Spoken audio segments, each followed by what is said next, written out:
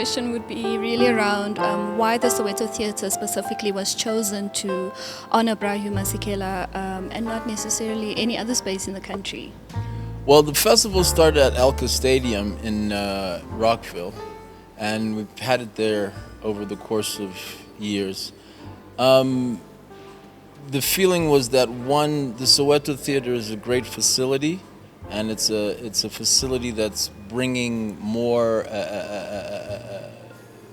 art, culture to the people, to the township, and that's really at the heart of what the Hugh Masekela Heritage Festival was created for. Huey felt very strongly that people shouldn't have to always travel to town to see things, and that there should be ways in which things are more accessible, and that's one of the really driving forces behind the Hugh Masekela Heritage Festival.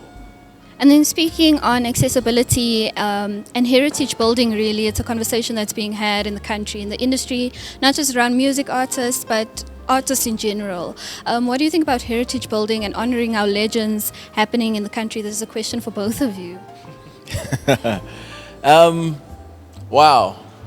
I think that one of the most important things that people in South Africa can do is to remember all and any of their heritage, because there's the great risk of being washed away in a sea of westernization, if you will.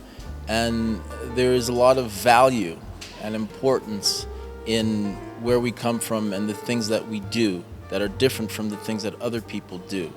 And while all of the reasons why we do these things and the effects these things have may not be readily apparent to everybody, but somewhere in the universe, the earth knows. I concur.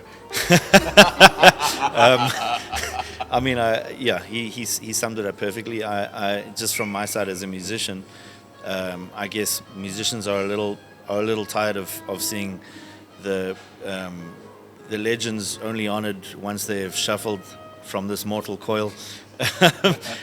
It would be, it's always convenient for people to get on the bandwagon when we've lost great musicians and say we must honor our legends. So hopefully initiatives like this will help to encourage people to.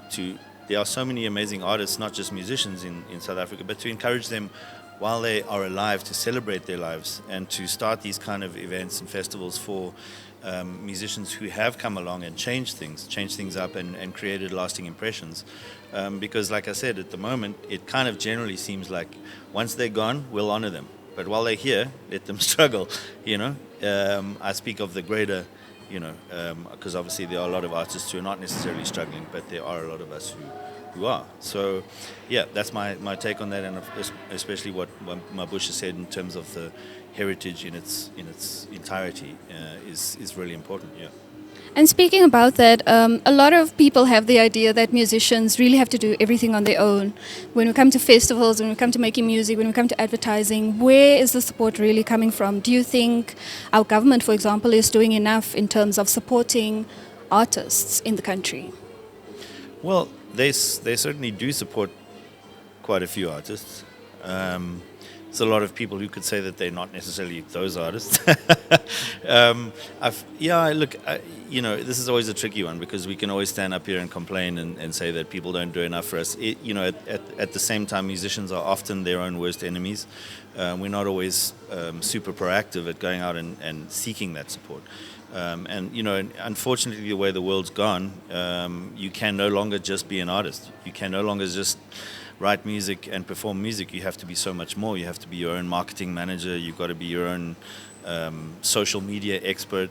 So it's a tricky and involved question. That I do feel that there could be things put into place that makes it kind of fairer across the board, that musicians in many different genres, not just more populous genres, actually receive that support. But at the same time, like I say, we as musicians also are in this kind of period of realizing that we have to get up and make that support happen as well, as because it's not just going to come to us if we don't do anything. Maybe Mabush, I'm sure he has something to add. The thing that I think about it all is that I think that the one of the more important roles that government could play is to remember where we came from. For a country that has such a rich popular culture heritage, there's very little that's known, there's very little that's been preserved, there aren't a lot of spaces. Dorke House doesn't exist anymore. How many people know about African jazz and variety? Sure, there was a short-run revival of King Kong recently, but South Africa is a place of tremendous, a crossroads of tremendous international culture. But we seem to know nothing of it. And, Ma Dorothy Masuku just passed away, and in many ways she's a uniter. Her mother's from South Africa, her father's from Zimbabwe, and she was born in Zambia. So she is actually all of us in the area, and it just seems a shame that these people are going and there's no information, there's no knowledge. It's like people are expected to start from scratch all the time when there is actually no necessity of that. And so if the government really wants to help, I think that is one of the most important ways that they could help, as well as finding ways to make contributions to learning institutions, whether those are like established tertiaries or, as many people learned how to play instruments, little township teachers and so forth, that there's a place that government can play in that without having to feel like it has to take everything over.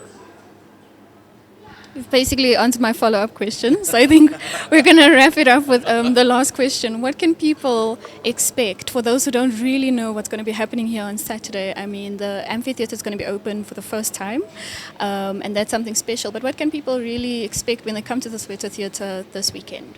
Can expect a family atmosphere, a family vibe. There'll be music, there'll be food and craft, kiddies area, and it's really a day for Opa and Gogo and the children and everybody to come out and have some time in the sun and have some time with each other. And also, because this festival always attracts a quite diverse crowd, that you might meet somebody that you didn't know before and find a lifelong friend.